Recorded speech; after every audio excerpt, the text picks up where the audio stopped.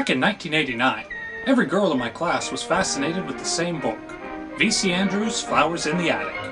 It was the twilight of the pre-internet age. Wait, why were 12-year-old girls so riveted by a book about child abuse, religious fanaticism, and brother-sister incest? Well, I guess it was preferable than talking to us boys who weren't interested in anything that wasn't Nintendo, Ninja Turtles, or Batman. When you think about how little late 80s pop culture had to offer for girls, maybe it's no surprise they flocked to this trashy 1970s melodrama. Rather than read the book, I watched the movie. Produced by New World Pictures. That ought to be a good sign. After all, they produced some of the era's finest cinematic offerings. The movie starts off with the worst family in the world, the Dollengangers. Look at them. So blonde and perfect. The father gets way more admiration than he deserves. They're all so privileged and entitled. And the parents are the kind of cretins who name all their kids with the same first initial. Kathy, Chris, Corey, Carrie. What a bunch of cunts. So the story starts when Dad gets killed in a car accident. Left without a provider, the surviving Dollengangers are soon destitute and have to move in with their millionaire grandparents. So far, this sounds like the premise for a TGIF sitcom.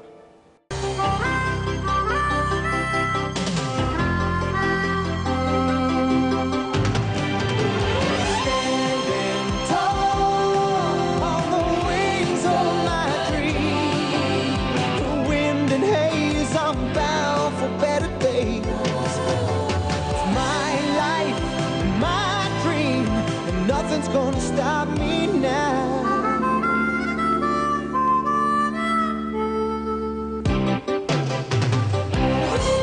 A lot of the dialogue sounds like it was taken directly from the book. It sounds so awkward coming out of the actors' mouths. Listen to this scene. It's worse than anything in Attack of the Clones. Because pets die, Christopher. And if we had had a pet and it had died, then we would have learned something about that. About what? About death? Yes, death. Death! She should have told us. Somebody should have told us if fathers die too. They die, Christopher. Even if they're young and they're handsome and we need them. I don't want to be here, Christopher. I don't want to go to the grandparents' house.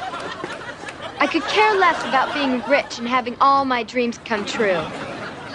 The family arrives and the kids are immediately hidden away in a room they can never leave.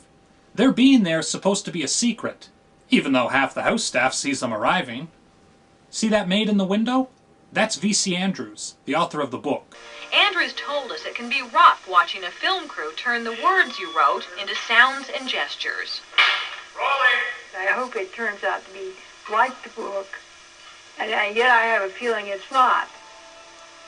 She was dead a year later. You know all those dozens and dozens of V.C. Andrew books? She only wrote the first couple. Someone's been ghostwriting new books and signing her name to them for nearly 30 years now. The story goes the grandfather is dying and is ready to leave his vast fortune to the mother.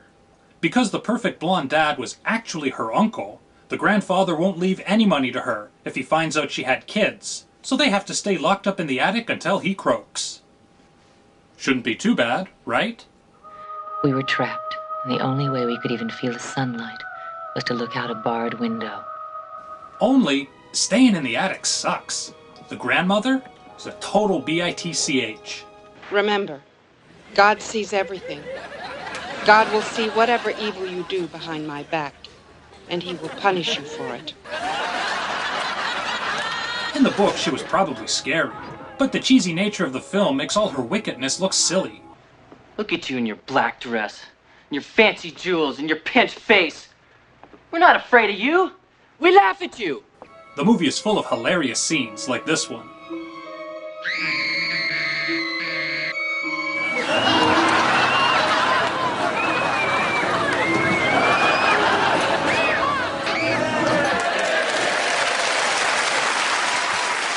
Now in the book, Chris and Kathy start an incestuous relationship that kicks off when Chris attacks and rapes Kathy. Kathy tells Chris afterwards that it's okay, she was asking for it, and in fact, kind of enjoyed the experience. They continue having a consensual sexual relationship. We are talking about horror movies, and help me welcome Wes Craven, who is the inventor of Freddy Krueger. The original director for Flowers in the Attic was horror master Wes Craven. His script included the incestuous relationship, though without the rape. The rape part would have been too disturbing. You wanted the brother and sister sex to be consensual. I mean, you didn't want the audience to feel weird or anything. For whatever reason, Wes Craven didn't direct the movie, and they didn't use his script. The finished film has a PG-13 rating, so all the salaciousness was cut out. Kathy? Yes? Though the film includes some visual hints to the sexual awakening Chris and Kathy are experiencing, but none of them pay off. By the end of the movie, the grandfather has died, but the kids don't know it. Because the old coot put it in his will that the mother will lose her inheritance if it can ever be proven she had children with her first husband, she decides to dispose of her kids. She tries to poison them by putting arsenic on their snacks, which doesn't make much sense to me. No one knows the children are there, except of course every butler and maid in the house. The plan apparently is to kill them and secretly bury them out in the woods. Why doesn't someone just march in there and shoot them all? Why slowly poison them one at a time and go crazy trying to make sure they don't catch on as to what's happening? The book ends with the surviving children sneaking out of the house, heading off into the world to continue having their hot brother-sister sex. A movie needs a more satisfying ending, so the kids confront mom at her wedding, get into a scuffle, and whoops! She gets hung in her own wedding dress. I like how no one in the wedding party gets up to help her during the 5 or 10 minutes these strange children are attacking the bride. Flowers in the Attic came out in 1986 and was pretty much a big dud. I don't think the director even did another feature after this. Nearly 30 years later, the Lifetime channel came to the rescue with a new version of Flowers in the Attic. Starring Sally Draper from Mad Men. What are you doing? Roller Girl as the mom. I'm the mother. And Exorcist Lady as the grandmother. Or must I speak more slowly? It got the biggest audience of any made-for-TV cable movie. How did they do it? By finally giving the audience what they want.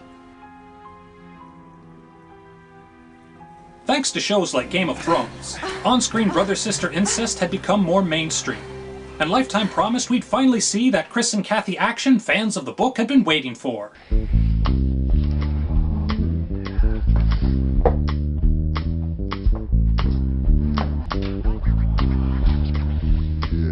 We can pretend this never happened.